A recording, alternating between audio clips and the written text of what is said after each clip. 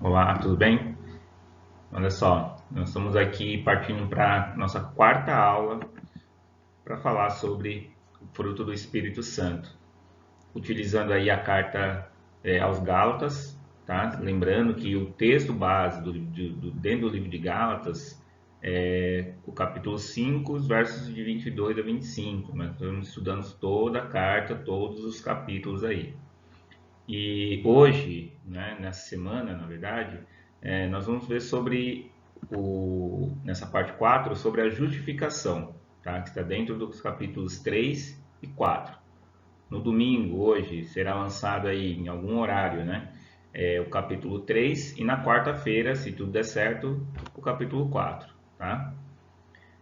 Antes da gente ir diretamente, né, para a carta, eu separei aqui uma letra, né, uma poesia, e aí vocês até talvez vão estranhar um pouquinho, né? Alguns talvez vão estranhar, outros não, né? Lembrando que nós somos seres espirituais, e como seres espirituais, nós precisamos discernir espiritualmente tudo que está ao nosso redor. E essa letra, ela fala sobre a insensatez de alguém, né, dentro de um contexto humano, mas nós também podemos colocar isso por uma questão espiritual dentro do próprio contexto dos Gálatas, né, que estavam em algum momento ali, de repente eles perderam a noção, o senso, né, e cometeram loucura, segundo o apóstolo Paulo, de trair, né, ou de virar uma chave, onde eles estavam seguindo pela fé e agora eles estavam seguindo pela obra, né, como nós já vimos aí nos capítulos anteriores. Mas sem mais delongas, vou parar de falar aqui agora. Vamos ouvir essa canção aí. Eu vou sumir um pouquinho aqui da tela, tá bom?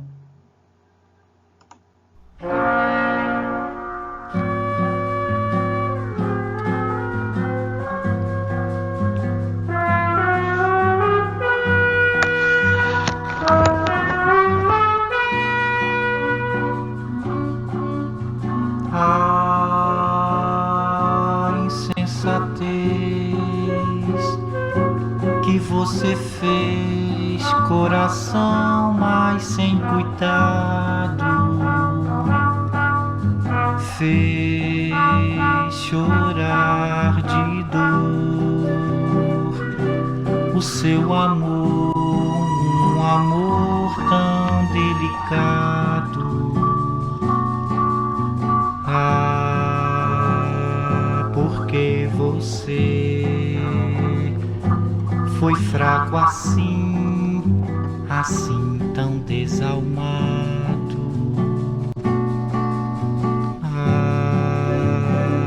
Meu coração, quem nunca amou não merece ser amado.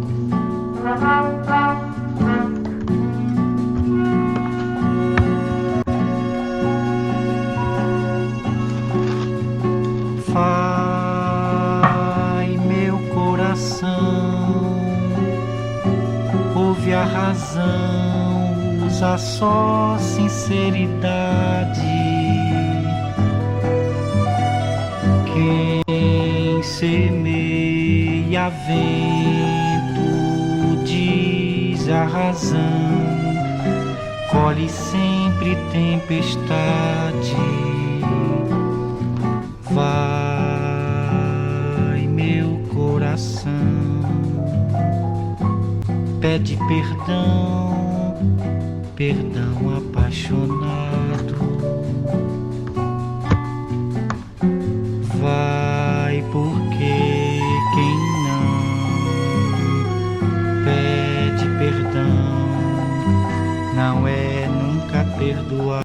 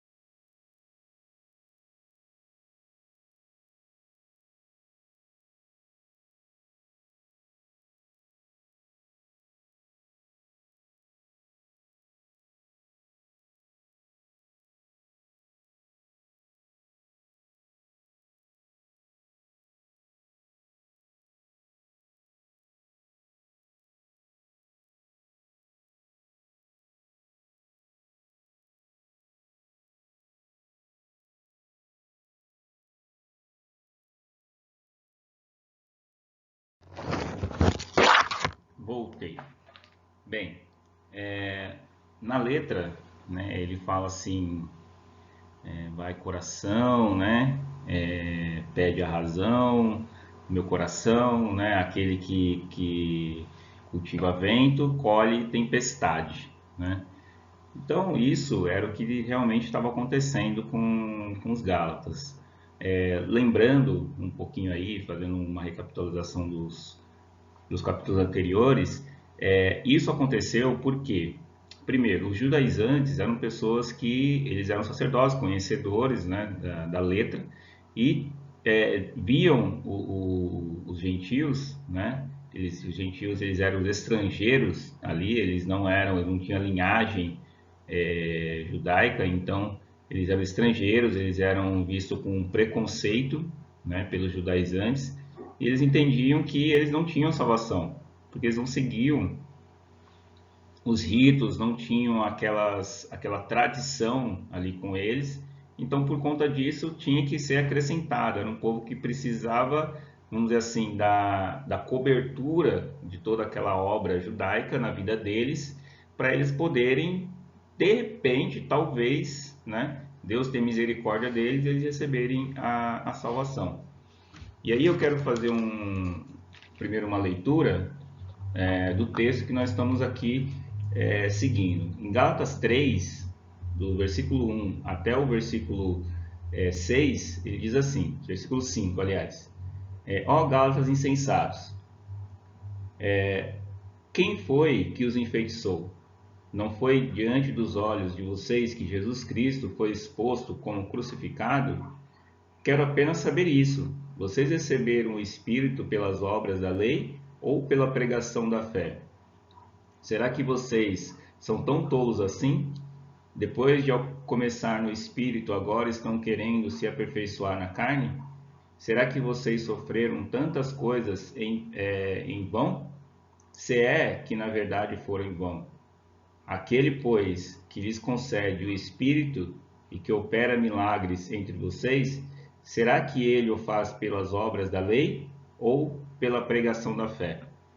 Então, claramente aqui o apóstolo Paulo ele coloca um confronto, né, antagônicos, né, de dois princípios antagônicos, ou seja, os contrários, né, entre eles, que é a obras e a fé. Né? Ele escancara isso diante deles para mostrar para eles, né? E agora, vocês querem seguir? Vocês atenderam a um chamado, vocês obedeceram à fé, vocês entregaram a vida de vocês pela fé, né? Entenderam que existe uma promessa sobre a vida de vocês e agora vocês estão tentando conquistar essa salvação pela obra? Não faz sentido algum. Isso é loucura. Tá? E também há o confronto também entre a carne e o espírito, né? São dois princípios também diferentes. Então, se é o Espírito Santo que dá o dom para vocês e que está operando milagres, não vem da carne. Não tem como vocês entenderem que a vida de vocês pode seguir totalmente naquilo que vocês fazem na carne, sendo que quem opera a partir de agora na vida de vocês é o Espírito Santo. Quem está operando esses milagres, essas maravilhas em vocês, através de vocês, é o Espírito Santo. Então, vocês estão loucos. Ele foi muito firme aí. E aí eu quero fazer aqui um comentário do pastor Itamir Neves, né, no livro que ele escreveu. E ele diz assim, ó, olha só, logo na introdução, o que ele faz aqui dessa carta. Então, ele diz assim, ó, nesse terceiro capítulo da carta, o apóstolo Paulo demonstra toda a sua perplexidade diante da mudança tão brusca na crença e no comportamento do Gálatas. Né? Então, ele está perplexo diante disso, então ele usa palavras muito duras para combater isso. Outra coisa aqui que nós precisamos também entender, ele fala sobre a justificação e a aliança abraâmica, né? Então aqui ele faz toda mais um trecho da carta onde ele fala da doutrina, da e também ele relembra a aliança que foi feita com Abraão. né, que foi muito antes da lei messiânica. Então, olha só, Gálatas capítulo 6, capítulo 3, aliás, do versículo 6 até o 18. É o caso de Abraão, que creu em Deus e isso lhe foi atribuído para a justiça. Saibam, portanto, que os da fé, que são filhos de Abraão, ora, tendo a Escritura previsto que Deus justificaria os gentios pela fé, pré-anunciou o Evangelho a Abraão, dizendo: em você serão abençoados todos os povos, de modo que os da fé são abençoados com o crente Abraão. Pois todos os que são das obras da lei estão debaixo de maldição, porque está escrito: maldito todo aquele que não permanece em todas as coisas escritas no livro da lei, para praticá-las. E é evidente que, pela lei, ninguém é justificado diante de Deus, porque o justo viverá pela fé. Ora, a lei não procede de fé, mas aquele que observar os seus preceitos, por ele viverá. Cristo nos resgatou da maldição da lei, fazendo-se ele próprio maldição em nosso lugar, porque está escrito: maldito todo aquele que for pendurado em madeiro, para que a bênção de Abraão chegasse aos gentios, em Jesus Cristo, a fim de que recebêssemos pela fé o Espírito prometido. Então aqui nesse texto ele é bem claro e bem enfático, ele relembra a aliança feita com Abraão e o cumprimento dessa aliança depois, onde ele distribuiu, onde ele pré-anunciou que essa promessa, né, feita para Abraão, essa aliança, ela seria também distribuída inclusive aos gentios, e que ela não era exclusiva unicamente aos judeus, né? Então ele relembra isso, ele volta lá o que está escrito em Gênesis no capítulo 15, nos versículos 1, onde ele faz essa promessa. Eu vou ler só um trechinho aqui, de alguns textos aqui do capítulo 15 de Gênesis. Diz assim, ó: depois dessas coisas, a palavra do Senhor veio a Abraão numa visão, dizendo: Abraão, não temas, eu sou o seu escudo, o seu galardão será muito grande. Então disse Abraão: ó Senhor Deus, que me darás, já que hei de morrer sem filhos, e o herdeiro de minha casa é Eliezer de Damasco? E Abraão prosseguiu: tu não me deste filhos, um servo nascido da minha casa será meu herdeiro. Então lhe veio a palavra do Senhor: ele não será teu herdeiro, mas aquele que proceder de ti mesmo será teu herdeiro. Então o levou para fora e disse: olha agora para o céu e conta as estrelas, se é que consegues contá-las. Acrescentou: assim será tua descendência. Abraão creu no Senhor, e o Senhor atribuiu-lhe isso como justiça. Aqui já está bem evidente, né, que Abraão ele creu nessa promessa de que haveria um herdeiro que procederia dele mesmo e que daria uma infinidade de outros herdeiros a partir daquela confirmação. A partir de quando Abraão falou sim, né, ele creu no Senhor, ou seja, ele creu nessa promessa e isso foi atribuído como justiça, ou seja, a justificação de todos os povos, de todos aqueles que viriam posteriormente, que viriam depois, inclusive a gente. Inclusive gentios, inclusive mulheres, inclusive escravos, inclusive livres, todos. Essa graça, essa justificação, ela não ficou restrita a nada e a ninguém. Bem, aqui eu fiz um resumo, né, uma síntese, né, de como ele está separado aqui esse texto. Tá? Então, diz assim, ó, nos versos 6 e 9, ele fala sobre a aliança de Abraão, né, pela fé, e aí tem o versículo, aliás, o texto de Gênesis, de 15 a 1 a 6, como eu li agora, como o texto-chave, né? Da onde foi tirado isso? Não foi tirado de qualquer lugar. Ele está relembrando aquela promessa que está no Gênesis capítulo 15, de 1 a 6. Os versos de 10 a 15, ele fala sobre a promessa feita a Abraão, que é cumprida em Cristo Jesus. Tá? E nos versos de 16 a 18, ele já fala sobre que a lei ela não precede a promessa, ou seja, a lei ela não veio antes da promessa, dessa promessa feita a Abraão, ela veio depois. Então, ela não poderia ter poder de justificar alguém ou de salvar alguém, porque a promessa já tinha sido feita. E a promessa foi que haveria um herdeiro, haveria um descendente, tá? Não descendentes, mas um descendente, e através desse descendente, através desse herdeiro, ele haveria de justificar todos. Tá?